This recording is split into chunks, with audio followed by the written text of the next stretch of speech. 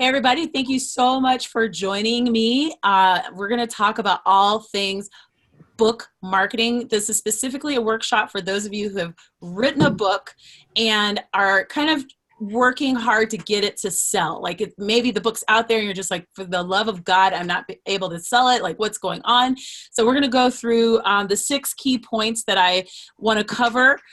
Specifically, the ones that I specifically brought up on the landing page for this workshop. Then we're going to go through your 2 individual books. There's a third person that I was hoping she would be able to get her book to me. Looks like she's not able to do that, but that's okay. We're going to, hopefully what we talk about will help her with what she's doing. So again, my name is Michelle Jackson. I run a course called Make Money with eBooks. My goal is to get people to get out of their heads and publish their books. But once you publish, the big thing is to market and sell it. And the thing that I want to say before I even get into the content is, I hate to say this, most people are under marketing their products. It could be their books, it could be their jewelry, it could be whatever it is that they're doing. In the process of learning how to market this and other products that I have learned that most of us are not marketing our stuff enough. And by that, what I mean is you probably need to triple or quadruple your efforts. And that can be a bit disconcerting to most people because it's like, are you serious? Like you want me to like quadruple what I'm doing? And the word is yes. And I'm going to give you an example of why that is. So I just returned from a really huge event in Orlando, Florida. I was at a conference called Podcast Movement. I'm a podcaster in addition to doing these other things. And weirdly enough, I randomly met the #1 seller for Color Street nail strips. Like you put it on your nails and it's like a beautiful manicure. And she actually, and yes, it's an MLM. I am neutral on that. I've never heard of this product before. I met this lady randomly at the hotel. And we ended up having a conversation, she and I and a couple of my friends, at midnight until 2 a.m. So for 2 hours, we're talking about just how she does what she does. There were 4,000 attendees at her specific conference, which was separate from mine. 2,000 of those attendees were hers. Her team has 15,000 people. She has 15,000 people who are selling below her. Again, it's an MLM. That's how they work. However, in business, I hate to say this, it's the same thing, right? You need other people to either shout you out, share what you're doing, or purchase, or all 3, okay? I also spoke with other people who were attending the event with me. They were podcasters or in the personal finance space like myself. So they're kind of positioned differently. And they were killing it. They were making great money doing what they do. And one of the things I learned from all these different people was how much they're pitching what they're selling. And I can say, without a doubt, most authors, I'd say 90% of authors, if they're not making money, they're not pitching enough, period. There's just no way around it. These people that I was speaking to, some are friends of mine. Again, this other lady was random. I'd never met her before in my life. They are always getting the items that they're selling in front of people. So there's different layers of, there's different ways to do this. And so we're going to kind of get into the nitty gritty of how that looks for books. I am now making, this month it looks like between $1,800 to $2,000 with my books. I am not using ads right now. So one of the things that I was concerned with was I kind of hated how a lot of people talked about, I make all this money and I use my Facebook spend and da-da-da-da. I'm like, what if you're a person who's like, I've got this thing, I don't have a budget for that. I don't have a budget to be spending $2,000 on Facebook ads or AMS, which are Amazon ads. And so I set out to really figure out how can I get my books to sell with really like a low budget, like less than $50 a month. And I have been able to figure that out. I should also say that I will be turning ads back on for my books starting September 1st. And so I do expect the book sales to go way up. But there's also a strategy with that. So I'll touch base on that as well. So the first thing that I want to cover is you have to grow your email list. I, in my group, talk a lot about growing your email list. Like, I can't really emphasize this enough. And I think that people poo-poo it. They're like, oh, the email list. And I'm like, no, grow your effing email list. And I'm saying effing. Like, if you don't have an email list and you're not dedicated to growing your email list every single week, you are losing money. You are losing money because an email list basically is a group of people who've said, hey, I am so excited about what you did, even if it's like for a brief moment, that I'm gonna say yes to you going into my email box and communicating with me. Please do not think about this from the perspective of a person who receives emails. So this is where people get tripped up. They're like, well, I hate getting emails. I'm like, you're a marketer of a product that you're selling.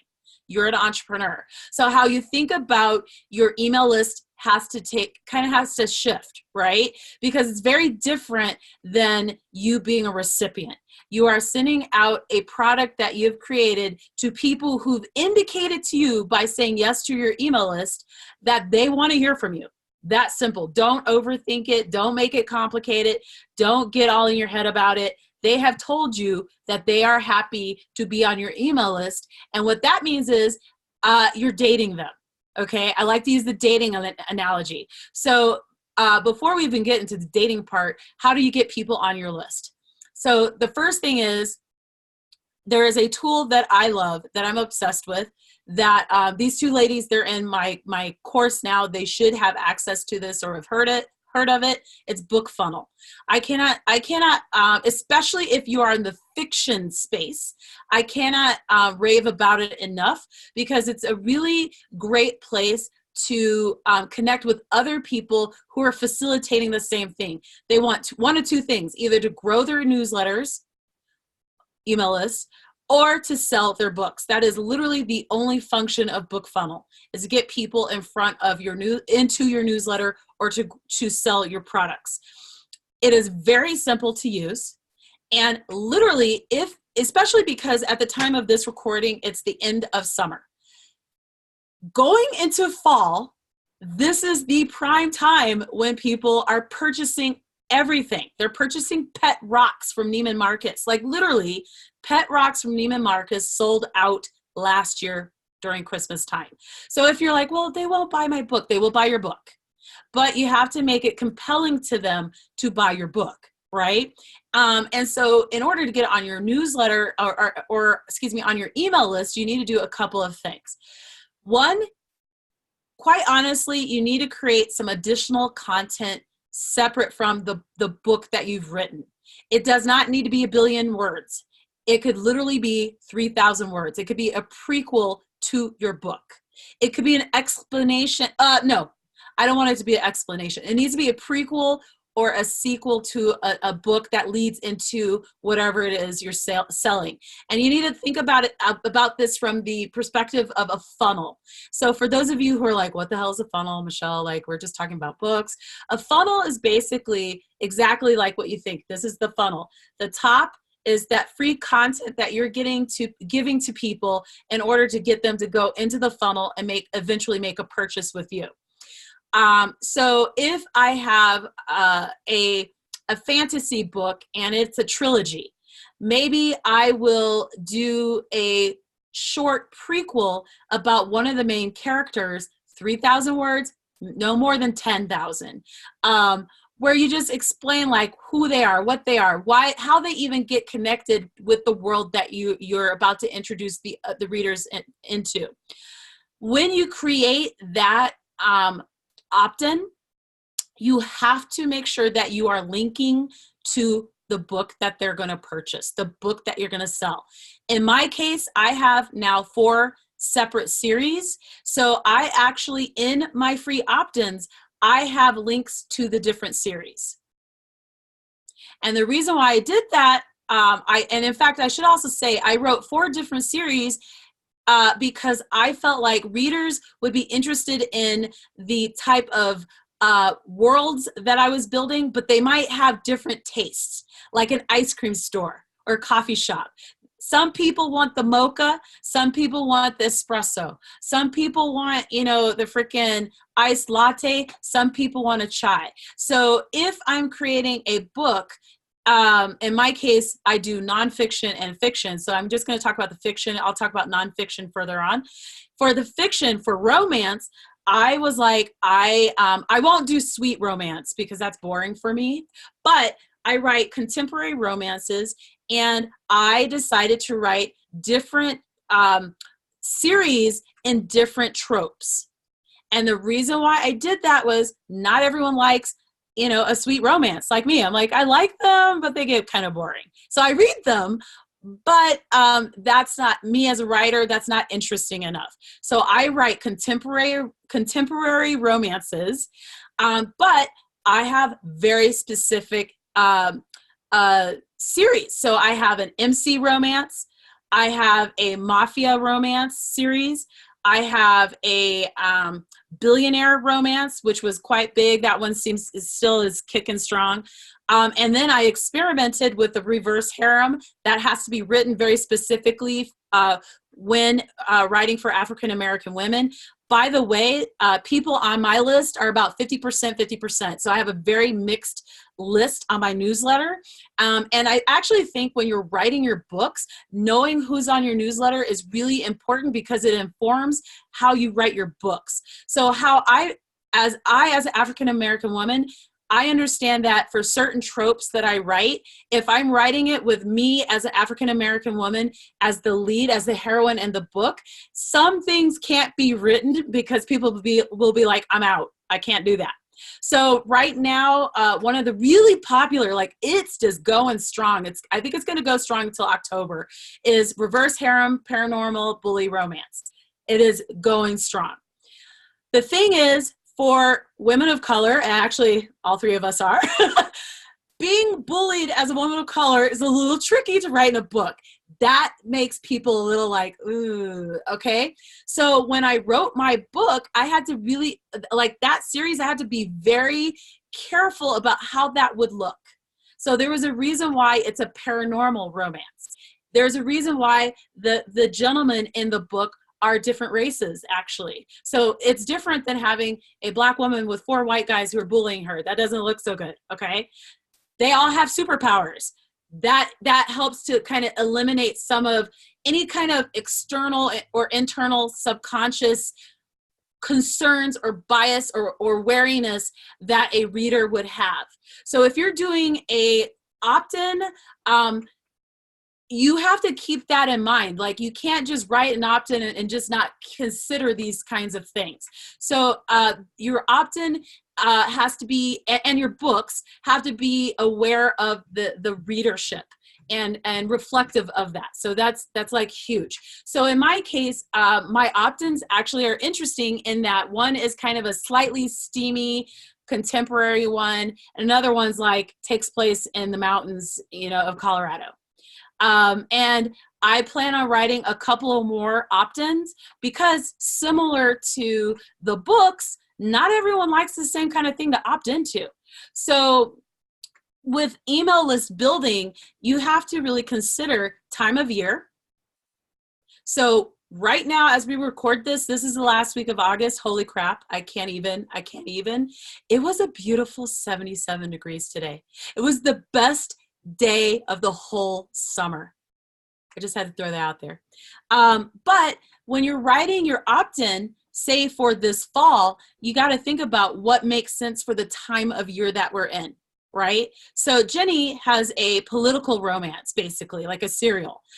Next year, she could actually, probably starting in fall, she could create an opt-in kind of touching on politics and that kind of thing, because it's very top of mind. It's still early now for that, and all of us are like, but it's very top of mind, and that would really tie into timing. For whether it's nonfiction or fiction, we're going into holidays. We're going into Halloween. We're going into fall. We're going into the first day of snow. We're going into Christmas, Thanksgiving. So Movember, actually. So you could literally write a book and tie it into Movember. Maybe the hero, the gentleman in the book has something where he is affected by prostate cancer. So like my uncle had prostate cancer. So if I wrote a book and touched on that in some sort of way, not his obviously, but you know what I mean, like had that in the story and then had it drop in November, that actually ties in. That's very strategic. And I think a lot of people are really lacking strategy. Like I could talk until I'm blue in the face and people still might be like, I don't get it. Like they're not going to take the time to figure out the strategy that works best for their book. The confusing thing about this is each book is different. So I'm going to talk about nonfiction. So I also write nonfiction books. And right now I am in the process of releasing a series of books touching on either podcasting related topics, like topics where people have asked me a question or I've presented on that topic. And I'm like, I'm tired of always answering this question. I'm going to write a book and have it out. Or maybe I noticed that in the past, this question has come up, so I'm going to craft a book to answer this question and have it drop at the time of the year I notice it happening, right? So I'm very, very intentional about when my books and content go out. So right now, what I would say is for you guys, and I'm going to unmute, if you could unmute yourselves, I want you to ask, so we'll do that after each topic, like unmute yourself. If you have questions, we'll talk about it. But I want you guys at the end of this to really kind of flesh out an editorial calendar in terms of marketing, okay? And literally, I'm not asking you to put in like 10 hours a week, but I'm going to say that if you allocate like an hour or two a week where you do tasks specific to growing your newsletter, as well as just like social, that kind of thing, that's going to really pay off. The other thing I want to say about your newsletter, most people under email their newsletter. I don't care if it's for authors. I don't care if they're bloggers. I don't care if they're vloggers. I have consistently discovered that most people underutilize their list. And this goes back to the dating analogy that I brought up. If you were dating someone and they showed up once a month, what would you do? You'd quit them. Dump them. Yeah, like they'd be gone, right? And so I think that people, when they're thinking about emailing their list, they really focus from their own personal, like how they feel about emails. That is not what you're supposed to do. You are getting people to engage and get connected with you so that eventually they will take an action, which is to buy your books or to buy a course or to whatever, right? But if you show up once a month, it's just not going to happen. And a lot of times people will say, well, I don't want to bother them. I have people who email me all the time. I still haven't unsubscribed. I may not always read all the emails, but like sometimes they're helpful. Like I'm not, I'm fine. And I think that that's the other thing. Look at your own behavior concerning the emails that you keep, like the lists that you stay on. So when you're emailing your list, please do not send emails like, hi, this is Michelle and here's my book, buy it. Like that's not what you send. In fact, actually, I'm going to share a link with, my most recent email. Like I just sent it out today.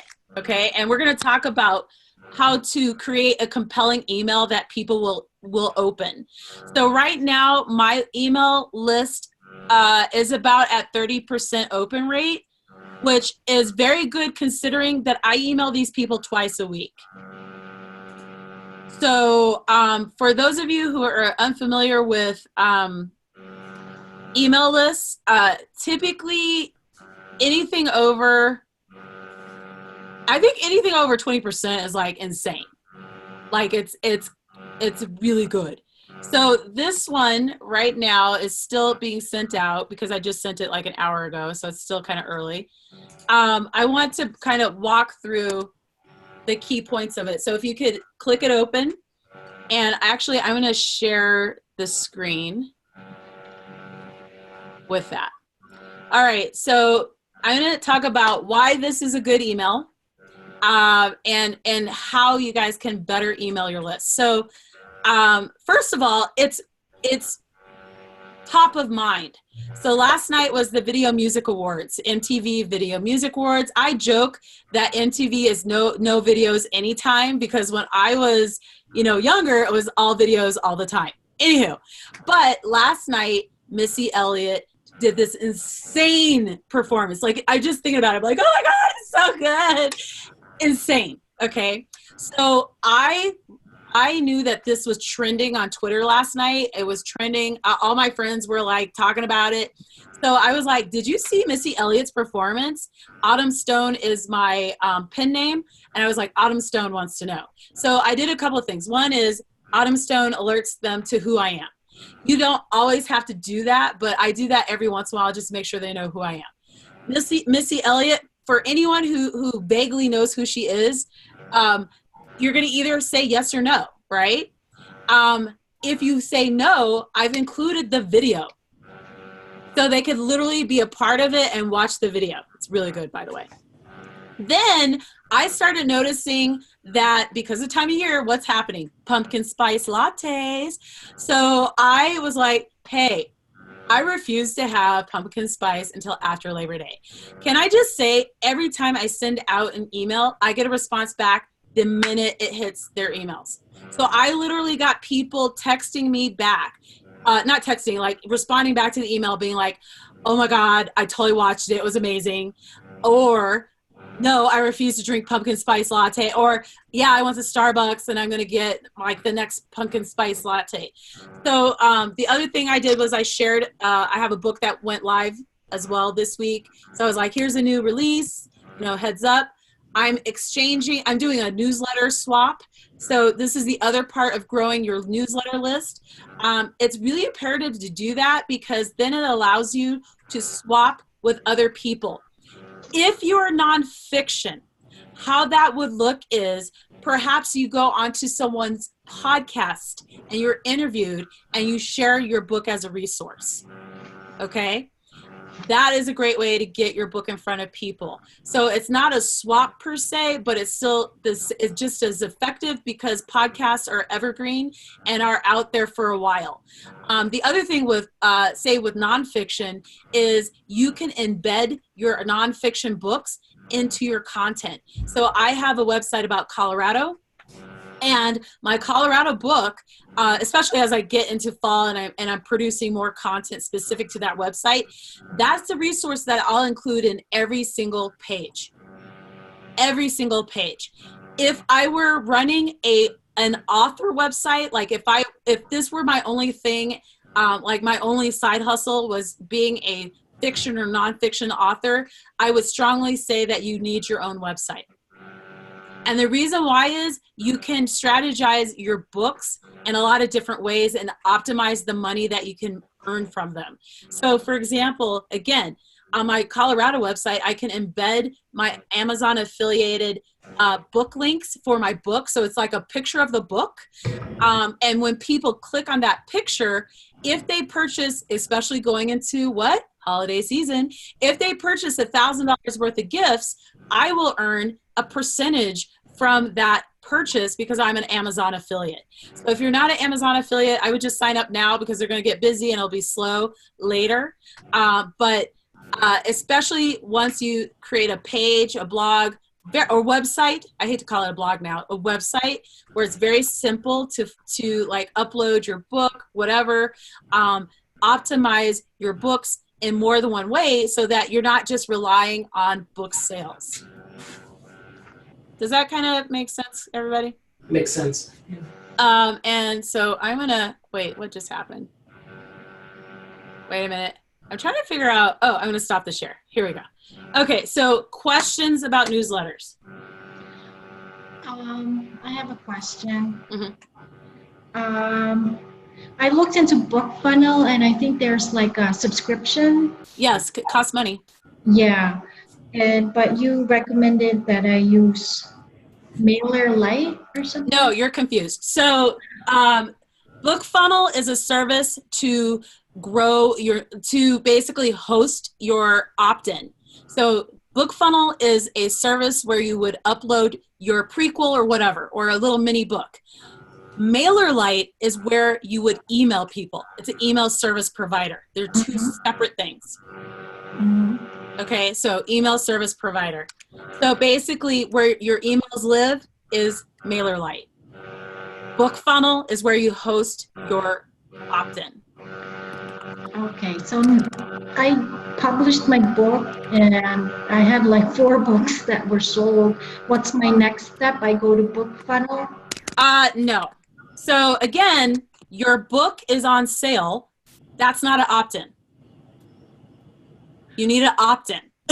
So you can't sell your book. That's, first of all, it's a violation of terms, which is a big problem. So no, you cannot, you can do one thing though, actually, which I will say. So you can't upload your book and try to sell it on BookFunnel. That's a problem. Don't do that.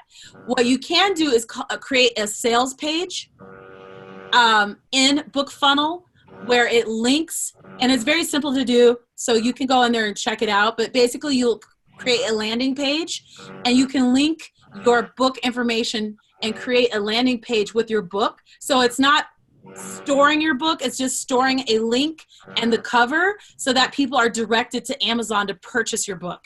I'm gonna be honest though, personally, I don't think that that's a good strategy on its own. You have to have an email list. I don't care what anyone says to me, you have to create an email list. You're gonna have to create another opt-in, no matter what.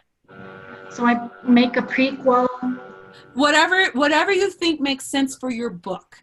So it could be a prequel. It could be a completely separate book. So in my case, I have 2 completely different books that I wrote, but they're tiny books. They're like 10,000 words.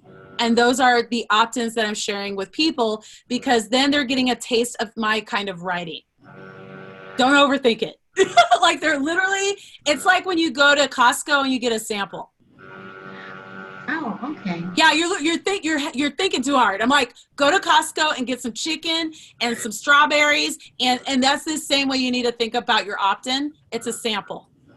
Okay, so I'll do a freebie sample that will be so that they can like subscribe or opt in, but Yes. then the service that I use is MailerLite to get their information, right? So MailerLite and BookFunnel will connect together so that when they get the BookFunnel opt-in, it connects to your email service provider. Oh, okay. Yeah. So literally, like your emails live in MailerLite, your opt-in lives in BookFunnel. The reason why BookFunnel is where your opt-ins live is because you're connecting with other people, sending out their other, like you're doing promotions with other people. So it's basically, I would almost call it a community of other people, and you're paying to be a part of that community and have access to them. You could have your opt-in just like you could have it somewhere else. I don't think that's ideal for you. That I feel like that will be confusing. Don't do that. This is much more effective, and it just cuts through the middleman. You're in a community with a lot of other people trying to do the same thing, which is grow their newsletters and sell books. Period. So literally, that's where you want to be. It's like, where do you want to sell your products? Amazon. Why? Because it's the number 1 market in America. That's simple. Okay. And one more question. You mentioned newsletter swap. Where do I have? So that is actually a great question. So newsletter swaps is not a place. It's an action. So basically, what you're doing is you're joining other Facebook groups, basically Facebook groups, or using BookFunnel to facilitate what's called a swap. What it means is you agree to share another person's book with your audience, right? And then they'll share your book with their audience. Now, the cool thing about that is, so for example, on Thursday, I'm doing a swap with an author in my same genre. You want to be very careful that they match what you're doing, because you don't want to like if I'm doing, contemporary romance, it makes no sense for me to have sweet romance as the swaps all the time, right? So I try to make sure that when I'm evaluating the other author's work that I'm going to swap and share with my list, that it matches and it makes sense, right?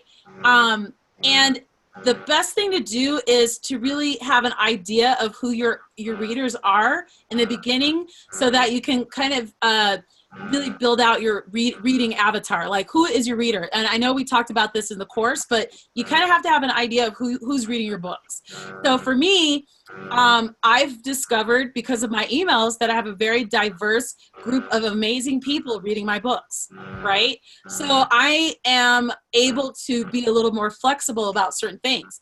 I know other people who they only have a certain type of reader. They cannot be flexible about that. So that reader might only want to read sweet romance, and that's it. They don't want to see any like naked chest. They don't want to do none of that.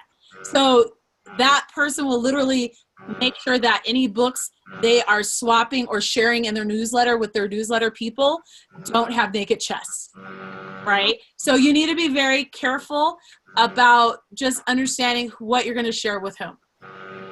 Okay. These are good questions too, by the way. So I'm going to get on to the next thing. Do you guys have any other questions, or just kind of marinate on that? I have another question. You mentioned podcast guesting. I don't know any podcaster. No, I was talking about nonfiction. But to be honest, I'm going to be completely frank. You don't need to know anyone. You just need to do the research. So I'm like, in this kind of workshop, I'm going to be kind of real talk with everybody. This goes back to the whole people aren't marketing enough. Just because you don't know a person doesn't mean that you don't have the time to research, find people in your genre, right? So that might mean that your hour next week that you're allocating to talking about being a romance author or nonfiction or whatever, you allocate that time to research and find a podcast that might be a good one to have you as a guest. And you would literally just Google. You could Google podcasts about romance, podcasts about politics, whatever. Depending on the topic that you're doing. So like I do different types of books. So the kinds of podcasts that I might go on differ based on the content that I want to share. So if you're trying to sell a book, that's a little tricky, because most people want you to bring value to their listeners. So it would be more like, what is the experience like writing a book? What is your recommendation about staying focused on the process? What did you learn? So when you're going on a podcast, you need to be clear about what you're going to, what is the audience going to leave from you? And it can't be from a selling a book perspective. Okay. And so again, this is why I'm like, this is what starts to separate people, because this is the hard stuff. Like, people don't want to do it. So like the other, actually, because we're all kind of in romance. I wonder what that noise is. Uh-oh. Okay, I'm going to put you guys on mute for just 1 second. I actually found some podcasts. Podcasts about romance. POC. So women of color, basically. So The Turn On is a podcast. Black Chick Lit. Bookish Brown Girls, Girl You Have Read, Lady Books Pod, like P-O-D, Adulting for Authors, Falls on Love. I think that might be Falls in Love, but I wrote down Falls on Love. When in Romance. So those are podcasts. They have a very specific community, POC, and that might be a good place to just listen to see what they're talking about, how they're evaluating books. I feel like that would be a strategy for spring, because literally I need you guys to grow your email list first. So I want you to do that first, unless you're going on a show with a strategy in mind to get people to like help them in some way, other authors. If you're not there yet, just focus on the email list. Okay. So we're going to go to number 2, which is SEO and the brand strategy. Okay. So SEO, I talk about this a lot in the group, search engine optimization. Every single website nowadays is optimized for what's called search engine optimization. Basically, what that means is if I go to Kohl's and I want a white lace blouse and I type in white lace blouse, I'm going to pull up white lace blouses. The same with your books. You have to use keywords when you're uploading your books into Amazon.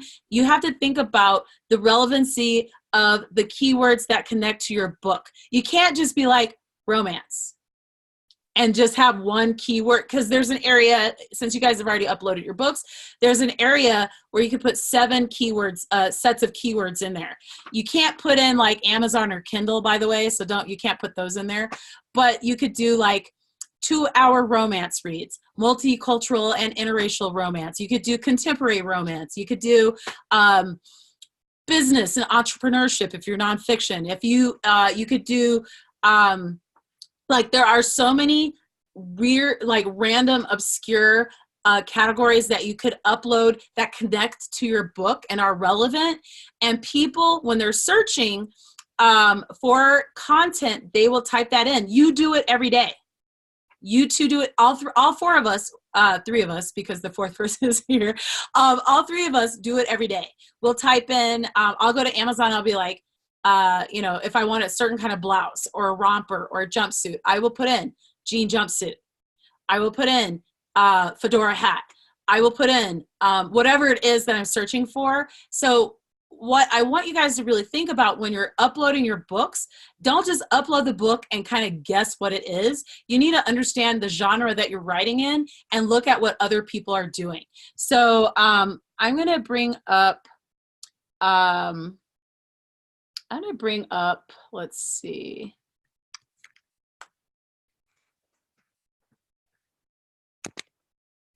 All right, so I'm going to bring up top 100 books, bestseller. I'll share the screen in just a second. Let's see.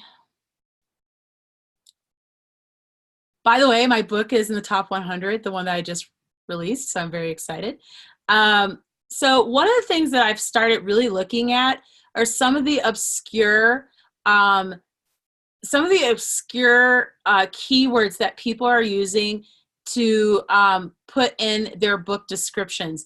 And part of the reason why I like to check that out is because it gives you a better opportunity to become #1 in your in whatever keyword area that you're releasing in. So I'm going to just click on something randomly. I can't see you guys, by the way, just as a side note, because I'm scrolling through the screen. Okay, so I'm looking at nonfiction now, actually. Oh, look at the doggy. Hi, doggy. All right, so I'm going to share the screen again. And you'll notice that you see the psychological pathologies. That is a completely, and we're in nonfiction. I don't know that I would naturally think of psychological pathologies as a keyword to use.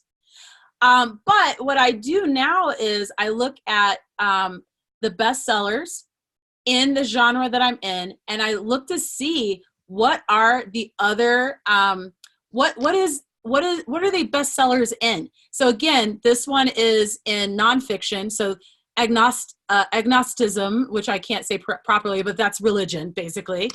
And this guy's #1 bestseller in that. This one is #1 bestseller in religious studies, history. This guy, let's see, let's move forward. Self-help for Catholics, like that's pretty specific. Public speaking and speech. So in fiction, it's the same thing. Okay, so if you're looking at like fiction, romance novels, so let me think of top 100 fiction romance. No, let me stop share. Let me just, oops. That doggy's so cute. Let's see. Amazon top 100 weekend books. Okay, so I'm gonna go back in here really quick. I'm gonna go into fiction now. I'll go into romance because all of us are basically kind of positioned in that. Okay, so I'm gonna just scroll through. Okay, this is a good one. Okay, so I'm gonna go ahead and share the screen again.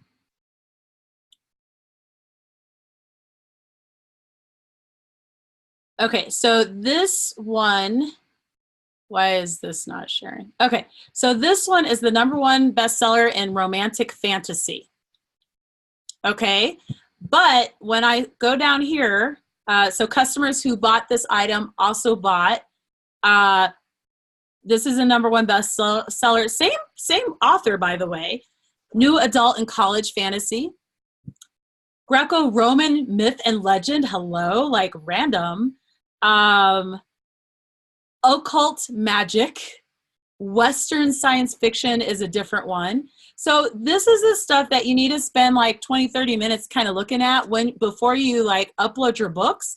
And you want a mix of the obvious keywords that should be associated with your books and the slightly not so obvious. And there's a reason why these people are #1 bestsellers. How many Greek and Roman literature books are going up in there? Exactly. She's smiling. Exactly. Jenny, exactly. How many? So there is a reason why they do that. And this is part of why I talk about pre-selling your books, actually. So the reason why I want you to pre-sell your book is that amplifies your opportunity to be in the top seller list for one of those obscure keywords that you might have uploaded or might have populated for your book. And so that's why SEO is so important, search engine optimization, because it's basically a very basic understanding of how people are looking for what they want. Okay, so I'm gonna unmute you guys. Questions, comments, thoughts? Any thoughts? Questions? I have another question. I don't run out of questions. No, it's good. I mean, this is why I wanted to run this, because to be honest, I don't do pick your brains. You know that, right? Yeah. So I was like, I'm going to do this from now on once a month, because I feel like this is where I'm noticing people struggling as marketing, and it just takes more time. Yeah. So can you share, like, you said you are in the top 100. Can you show us the SEO, like your keyword description that you use? I can tell you what they are. I can't show you because I'd have to open up the back end, and I don't want to do that. Oh. So, you know what I mean? Like, I'd have to go into KDP, and I don't want to do that. So what I'll say is, for my book, my specific book, which is not the same genre as yours, so that's the other thing. So my book was interracial and multicultural romance. It's the 3rd book in a trilogy for MC. It's an MC romance. So with that, motorcycle gangs, basically. So I had a couple of different things that I had to do. I had to have keywords that would attract the right readers. So multicultural and interracial romance would be one of those keywords. Why? Because there are people looking for that specific content. The couple as a descriptor, BWWM. What's that? Black woman, white man. That's a descriptor. It could be AMBW, which is huge, actually, which is Asian man, black woman. But in this case, for that book, that would make sense because it's a white guy and a black woman. So it's BWWM. Then I put 2-hour romance read because it's a quick read. So some people are just looking for a quick read, right? 2 hours, we're done. Because they only have 2 hours. Like they only have so much time. So I put that in there. Then I put in, because I only did this like the other day, so I remember.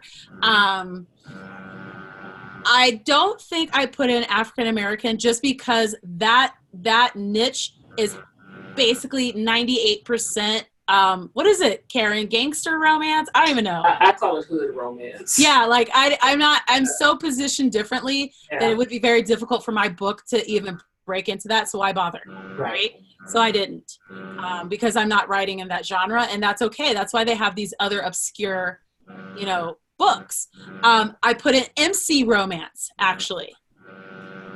So each book, you're really, again, you should be reading your book. Like, you should be a fan of the genre that you're writing in. So it makes it, because I'm a fan of the genre, it makes it very easy for me to know the keywords because I know what I use to search, right? So if I'm writing about, again, like that other one, Greco-Roman literature, while I might enjoy that from a Hercules and the, what is it, Hercules and the Golden Fleece, like I'm all about that, but that's not like something I'm reading every week.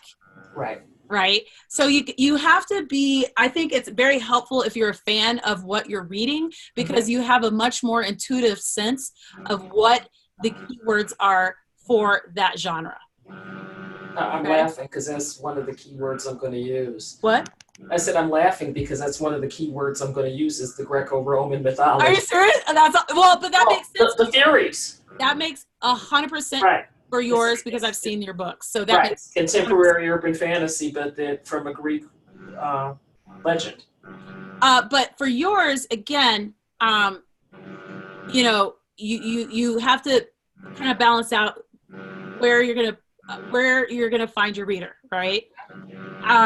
So it has to be a mix of obscure and the obvious. Right. And you only have 7 keywords that you can put in. So I would do 4 obvious, 3 obscure. Okay. That is my formula. You need to play around with it. So please don't think that these are all rules. Each person's project is different. You need to tweak it with your project.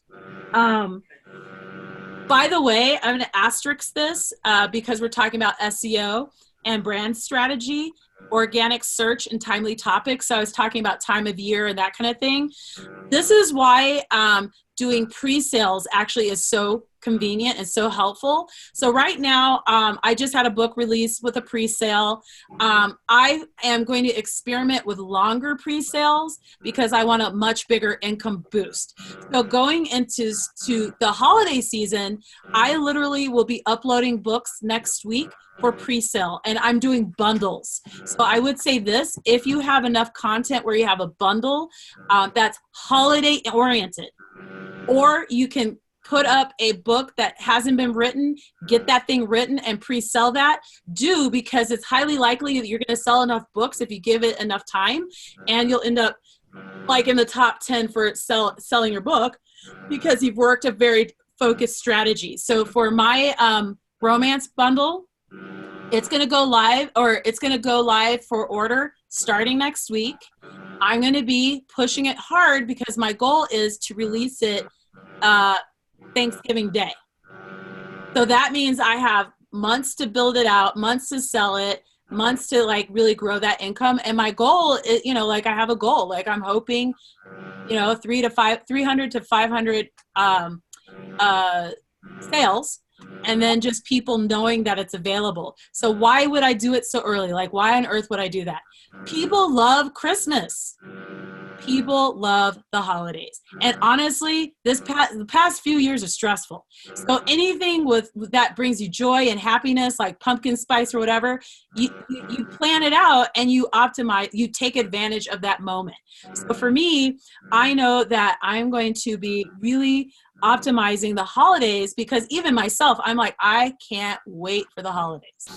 And I'm not like, I don't even buy gifts for the holidays. I'm like one of those people. I'm like, I will spend time with you, but I don't buy gifts. So for me to be like, I'm excited about the holidays. I love the holidays, actually. I just don't buy gifts.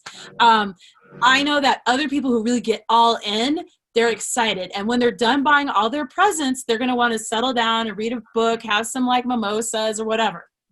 So, pre-selling your books can be a very effective strategy to optimize the SEO and brand strategy and write to market. So I'm writing to market by having a book set available Thanksgiving Day. That is so blatantly strategy that, just like Walmart or Target, like they are already gearing up for Christmas because in fact, Walmart has a huge meeting every summer in Denver, which is very strange because we don't have Walmart in Denver. Like we have Walmart in the suburbs. We don't have it in Denver because we were like, we don't want it here. But anyway, they have a huge meeting every summer and they plan everything out for the holidays. So that's already set. And I think that this is the piece that I'm really trying to get to people. Retailers plan for their success. So as an author, as a course seller, as whatever you're trying to sell, you need a plan for your success. It doesn't just happen because you have a thing out. It just doesn't. Okay. So any more questions? We're going to move on to the next couple ones very quickly. We good? Okay. So this one I want to spend not a lot of time on, but I'm going to be honest. If you're going to really go into being an author, sooner or later, you really do need a website.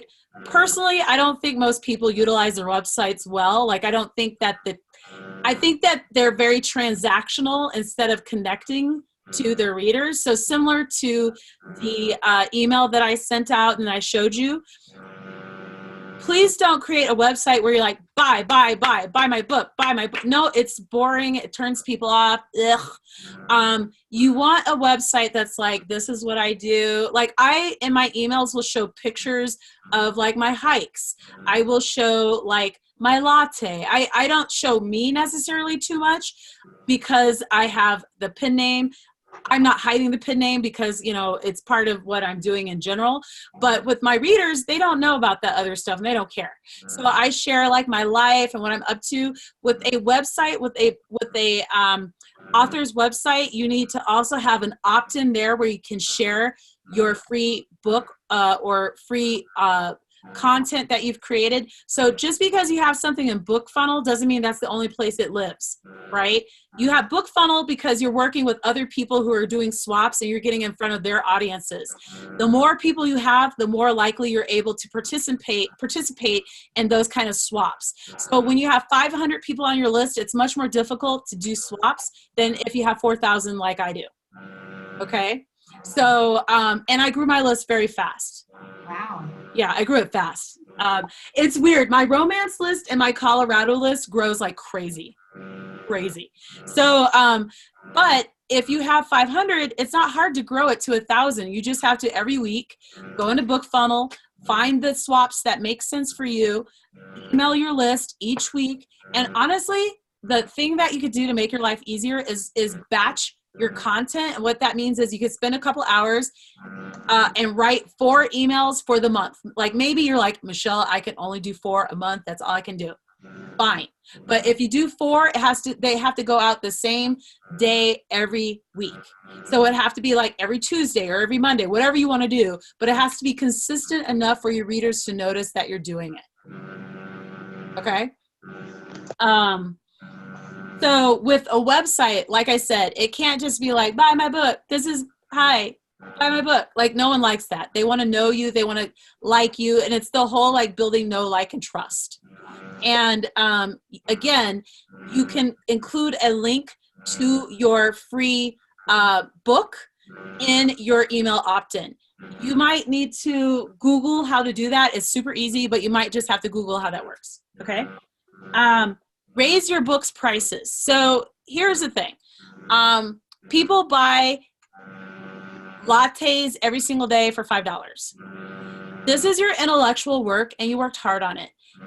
Anything lower than $2.99 is too cheap, in my view, unless you're leveraging it. So I'm going to give you an example of 2 things that I'm doing. Nonfiction books, I have one book that's really short, and it's basically a synopsis of a talk that I gave at a conference. And what I decided to do was like just create a book. I released it this week, create a book based on that talk. And then I can leverage that by having it embedded in informative posts on my website. People can buy that for 99 cents, and then I can get their affiliate income. So for that book, I'm really doing an affiliate income play versus a book sales play. For my romances, no, you're going to pay more. So I basically this summer, I was like, I have enough of a backlist where I want to raise the prices. So there's a lot of chit chat and chatter about should people there's a lot of chatter about how people like the philosophy behind charges of your book, like how much you're going to charge your book for. And So with my first series, had my first book be 99 cents, and then the other books were $2.99. This summer, I decided to keep the first book at 99 cents, and all the other books are $3.99. With my other series, I launched them at $2.99, and I felt like both worked. So you just have to decide what works for you. And by the way, I launched the first book in the series at $2.99, but the other books are $3.99. And the reason why is it takes time, energy, and money to do this. All right. Maybe not spending a lot of money, but it's time and energy. And no one's ever been like, oh my God, it's so expensive. Like out of 100 people, maybe one person, and that person I can't be too fussed about at all. So raise your prices. So if you have like 4 books and they're selling less than $2.99, you need to raise the other 3 books. Okay. Tonight. Better utilize online communities. Now, initially, I wrote this as better utilize your personal online communities. So what I mean by this is 2 things. If you're in nonfiction in particular, you are probably a member of a lot of communities out there specific to the topic of interest you're focused on. So I'm in personal finance space, and I'm a little bit in the travel space. I have books for those areas of interest. When appropriate, I share the books, or I will share website content that has those books embedded in them, answering a question that people would constantly have, right? So like Jenny asked some really good questions that I will actually create blog posts from later, because if she's asking it, other people are probably asking the same thing. Right? So even though it feels obvious to me that MailerLite and BookFunnel are 2 very different things, if you're new to this, it may not feel that way at all. It may be like, what the hell is she talking about? Right? So that would be an opportunity actually to create content. But then if I had a book about writing ebooks, which I will eventually, then I would embed that into my post, and then optimize that for affiliate income and royalties. So your book can work in more than one way, and I think that people forget that. So again, if you're doing fiction and you have your fiction website and you talk about like why you developed a character this certain way, or why they wear what they do, or why they feel the way that they feel about a certain topic, and then you include the book there, and a person clicks on the book, but they don't buy the book, but they still buy $1,000 worth of stuff, you still win. You make more money than you would have if they bought the book, right? So really being clear about strategy in terms of how you're going to optimize your books is huge. No matter what, quite honestly, I want you guys to focus on what I want you guys to do. What is the number one thing I need you guys doing? Email list. Thank you. That is the one thing I need you guys to focus on. I think that is actually it. So if you guys could do me a favor, I actually want to kind of walk through each of your books. So Karen, I already have yours popped up. Mm-hmm. So Karen and I, before we went live, I was like, she talked about what her strategy was moving forward. And I said that because she has 2 different genres. So explain what you're doing, and then I'll give the feedback. Okay, I have 2 different genres. I have urban fantasy. I had a shared series that I did last year. I made the decision to continue on with that pen name, but with my books that I own 100%, because I enjoy the genre, is what it boils down to. And I figure I could capitalize off that as well. So my plan for this quarter is to build my email list to join some promotions. I'm working on a prequel for the new series, which is the Furies, the Greco-Roman mythology in contemporary times. And I'll be working on BookFunnel because I did for the other genre, which is thrillers. I did 2 BookFunnel promotions on that. I joined 2 promotions and built my email list to over 300 people for that genre.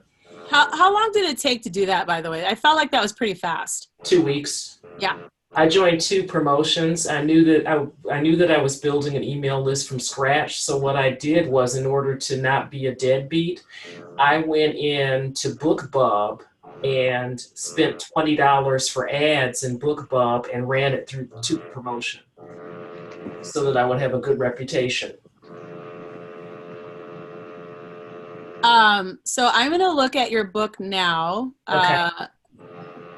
Not Nico Jackson. I just gotta find it because I kind of You want the KD Brock then? yeah, I have too many things open. That's the problem. So I brought it open before, so I just Sure. kind of find it.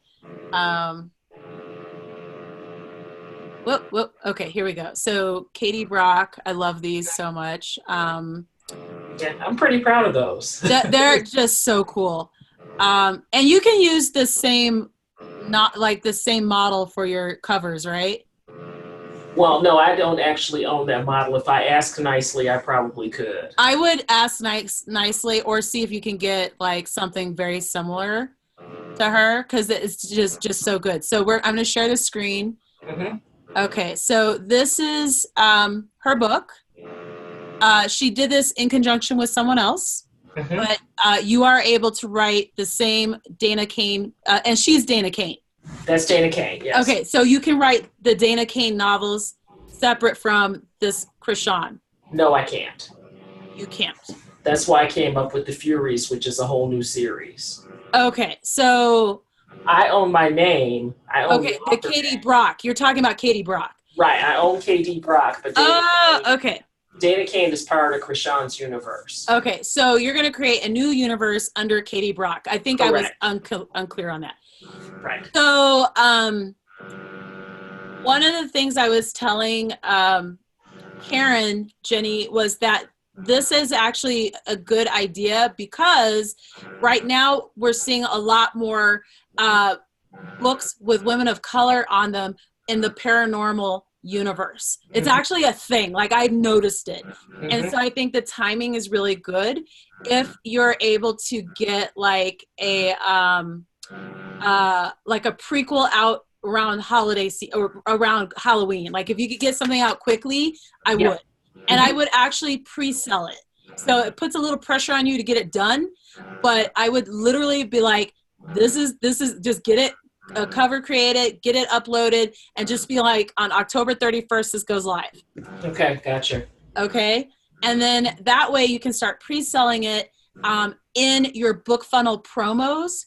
So you know what? I will do this. I'm going to go into BookFunnel real quick and show you what I'm planning on hosting a promo in Urban Fantasy. So I think that's a good idea. So I'm going to show you, I'm going to share the screen for BookFunnel as well.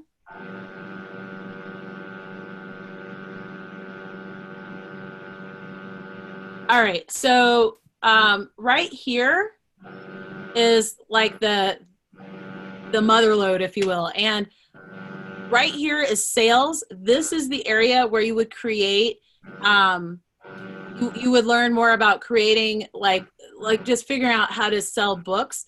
But they're actually, here we go, landing pages. So when I was telling Jenny about like creating a landing page that connects to your book on sale on Amazon, please, you cannot sell your book from here. That is a violation of terms. However, what you can do, because you can see I have my books connected, what you can do is I'm going to click on new sales page.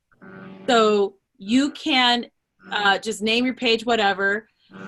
You can select a book. The book actually has to be kind of connected in here before, I think.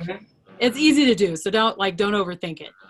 So you can literally just upload the cover and a link to the sales page on Amazon. It has to be a clean link. Do not use the affiliate link. Clean link only. And then what you'll do is you'll set like the price. I just put in the US store price, and then it populates everything else. And then you can create the page, and then you have a landing page. So I'll show you what mine look like. So here's the, let's see. Where is the landing page? Where are you, landing page? Like there's an actual, like it looks really pretty page. Where are you? Why can't I see you? So I'm not selling the book, but I'm linking to. You're linking the book so it can be sold. So basically, if someone were to click on the landing page that I create in here, it will direct them to Amazon so they can purchase the book. You cannot sell it in here. Do not do that. Like the reason why I'm getting very emphatic, that would be a violation. And you could, if Amazon figures out that you've done that, you will lose your ability to sell on Amazon. And I don't want anyone coming back at me like, oh, Michelle, I couldn't do it. I told you not to do it.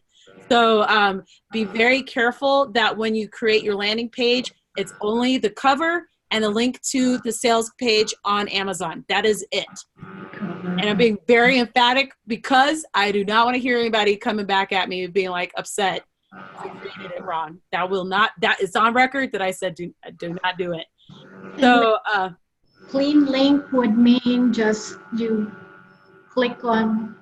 So yeah. no. So the clean link basically has no there's no identifying information that references you. So let me see if I can show. I'm still trying to figure out if I can show the. Let's see if I can find the dang landing page. I'm trying to figure out why I'm not able to upload. I think you have to go to book. I'm in books. This is weird.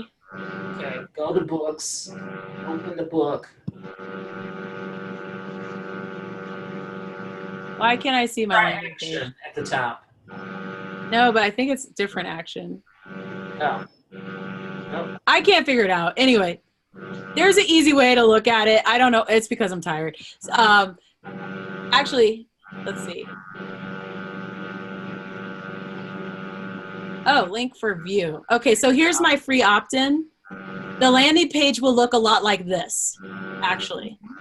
So does that kind of make sense? So if you were to click on here, it would say sales. It would say something a little different than get my free ebook. It would be like buy my book, or it would have the amount of the book there, and then people would be sent to Amazon.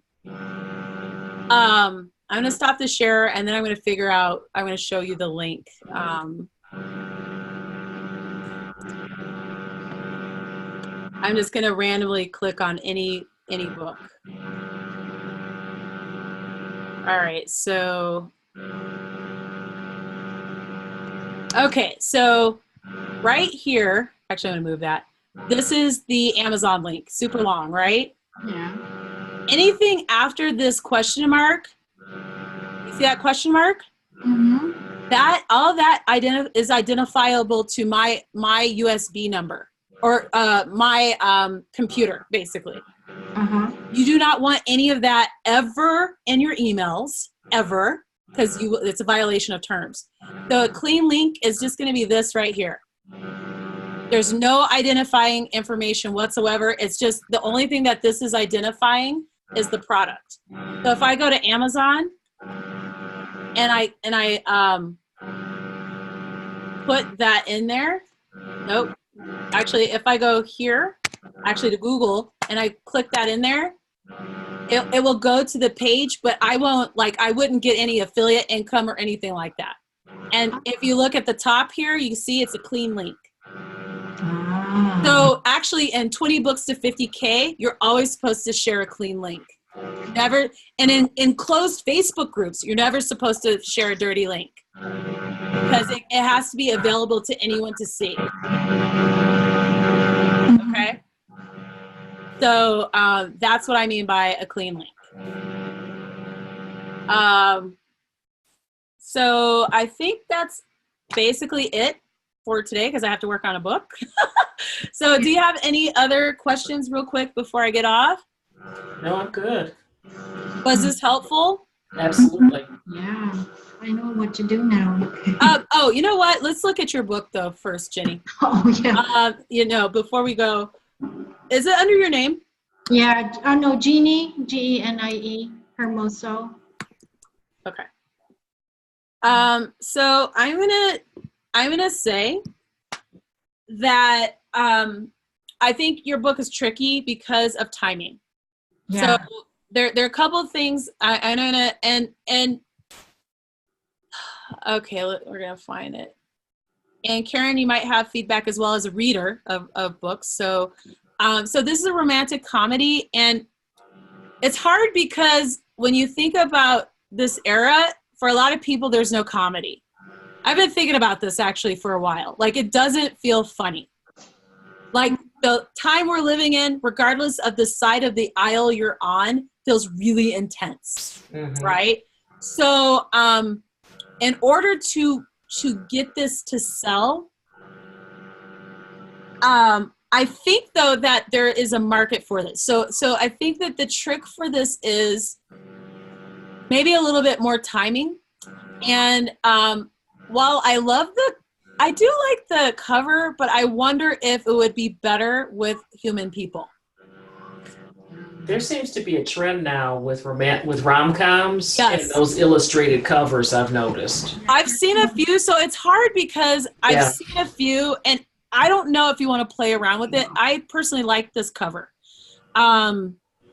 So I think the key is you might need to just be in groups where you're talking about your book. Like I guess what I'm trying to say is, are you going into closed groups where you can advertise your book? Like, are you sharing your book every week? No. Okay. So that would be one issue. The other thing is, in order to sell your book, like, I share my books every week with my email list. So I'm not just like sharing other people's books. Every single week, my readers kind of get rotated through the content that I've written. That's the other reason why building your email list is so important, is because those are the people who are going to buy your books. Yeah. You know what I mean? Which group to go to aside from Book Funnel? You go into many. So you're way overthinking it again. You go everywhere. So literally, you need to Google romance. Like, you're going to have to research it. This is the thing.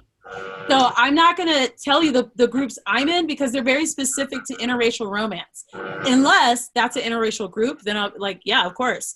But you need to literally just go into Facebook, which is the best place for it, and just Google romantic comedy Facebook groups. Like, you will have to spend time doing this.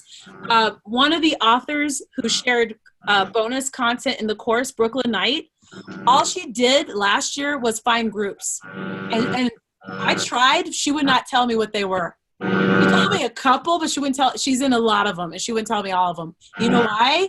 Because you need to go through that hoop. I'm gonna be honest. So you're gonna need to spend some time researching the groups that are specific to the type of genre. So for you, I would do sweet romance, because I'm not imagining there's a whole bunch of sex scenes in this, right? So clean romance, sweet romance, write it down. Doggy's in the way. So sweet romance, clean romance, find those kind of ideally closed Facebook groups. I'm kind of annoyed because some of these groups are great, but they're open, and it's annoying because if you share your book, it ends up on your feed, on your public feed, and I don't like that because I have different things going on, right? But I would look for groups that are closed. Can I give a hint about that? Yes.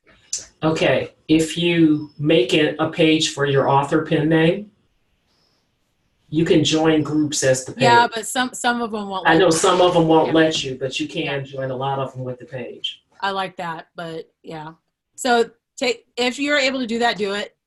But yeah, I hate it going on my feed like that, because I have very specific content that I have in different places. So I stopped sharing in certain groups because I'm like, this is annoying, to the point where I almost want to say something to the group, and I'm like, nah, that's all right. And you would be shocked at the sheer number of groups out there that will have your genre. So I will Be My Book Boyfriend. Start with that one, because I think your book would do well in that. Be my book boyfriend. Because there's a lot of like beach reads, and I feel like yours would do well with that cohort of readers. Let me look really quick. I'm gonna look really quick.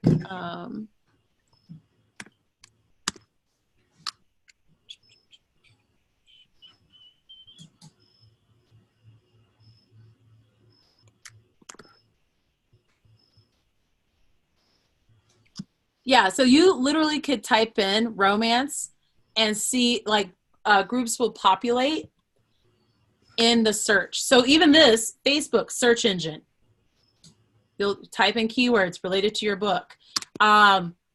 Let's see, romantic comedy, no, comedy romances. That doesn't come up. So sweet romance. Groups.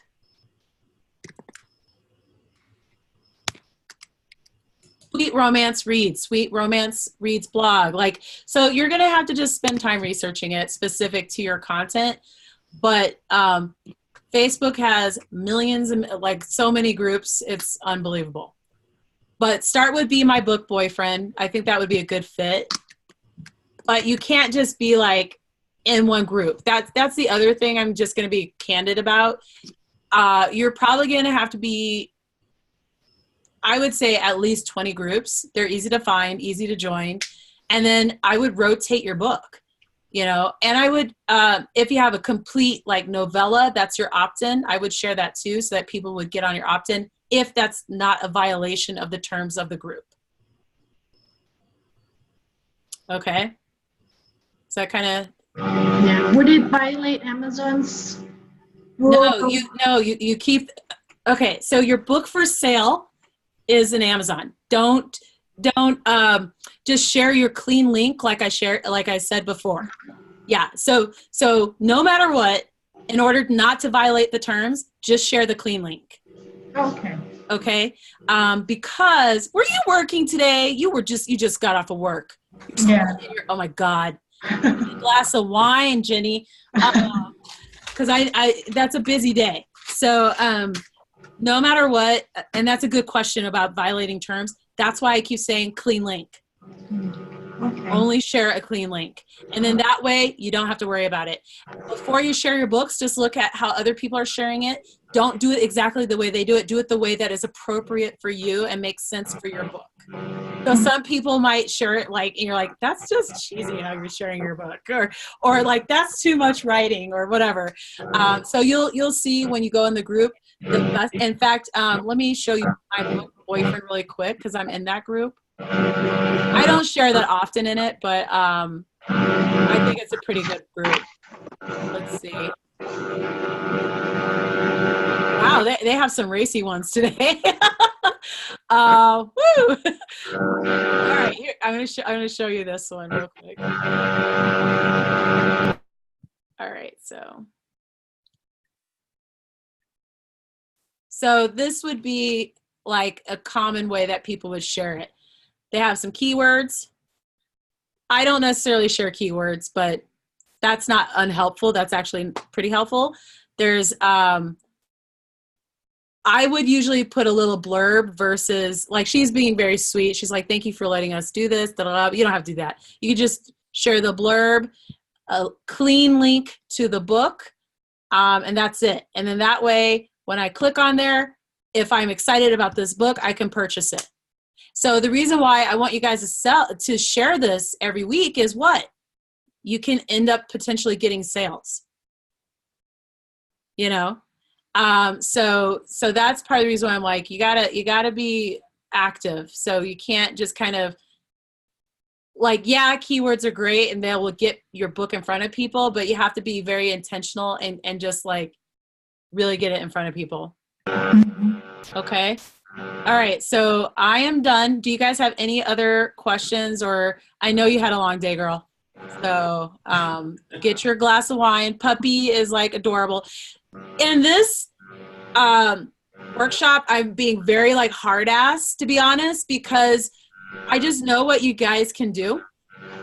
And I just know what you guys can do. Okay. And I feel like sometimes in the group, like I'm saying stuff, and for you to show up here, that means you're up leveling. You know what I mean? Like you're like, okay, so that's why I'm like a little harder, like, okay, like you showed up. This is what you got, like this is real talk, how it needs to work. So it wasn't to be bitchy, it was just to be like, this is really what you're gonna have to do. Because I feel like a lot of times people gloss over what the work really is gonna be. And then you're pissed off because you're like, well, I'm still not getting results. You know what I mean? And I don't want that to be the case, because I know that the love and care you put into your work, and I know that people will enjoy it, but I also know that you have to do these other things in order to really amplify the result. Okay, so I was being a hard ass because I know what you can do, and I'm not going to blow smoke up your booties about like what the next step is. Okay.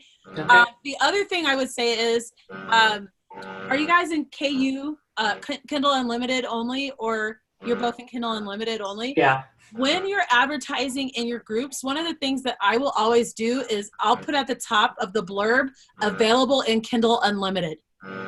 So the reason why I do that is there's a lot of people reading in KU, and so for them it's free to get your book, but you get paid. Right. And so you don't want people to guess your book. So right now I have my paranormal reverse harem romance. Okay, a lot of things going on. That was an experiment.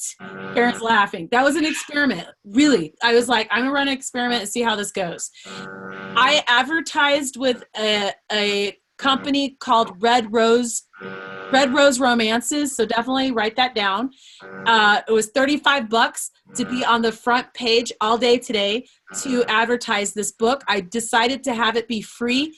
When you have more than 5 books, feel free to do a free. Personally, I don't think you should do that now if you only have 1 book, because you'll make no profit. So, I'm sorry. How did you get it free? No. I set the book for free. I paid $35 to advertise, or $35 bucks. No. What I'm saying is, how did you get Amazon to get it to be free? No, you just go into the back end and change the price. Oh, for Kindle Unlimited. Yeah. So I just went in, and so I was like, I want to advertise on Tuesday, August 27th. And they're like, we need it to be free or discounted. I decided to do free because I knew that a Black woman as the lead in an IR and a reverse harem romance might be a risk for other people. So I was like, I'll have that be free, but I have all the other books linked in the back of that book. Right. So what I did was I was like, that'll be free. And right now it looks like I have 600 copies that were given away. Hey.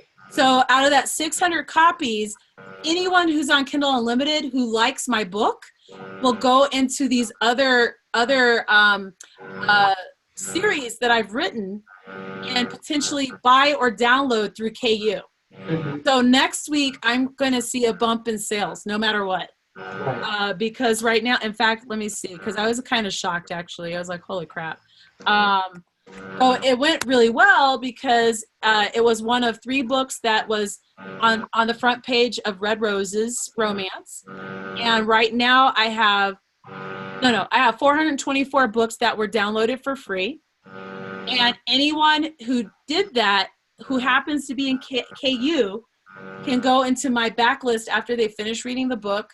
They'll either purchase the upcoming books in that series because they're available for pre-sale. So see how I've got that whole thing going, or they will purchase books from the other series and work their way through that. So starting next week, I should start to see an uptick in page reading. Right. Okay. That is it, ladies, because I am tired. I know you two are, because you look. I'm tired. Yes. Was this helpful? Absolutely. Okay. Awesome. So thank you also for proving to me that this kind of workshop is a good workshop to have. I am going to charge people more for it though in the future, just because it's a lot to cover, right? But I think that sometimes you just need more time to like work through like your specific questions. So I will send the recording tomorrow because I have to work on my book now. So, and if you need anything, let me know. Thank you for watching. And I really basically your homework is what? Do the opt-in, to Build work on your email newsletter, list. change your pricing for your book, Mhm.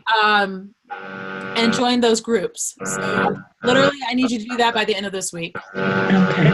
Okay? All right. Bye. Have a Bye. good night.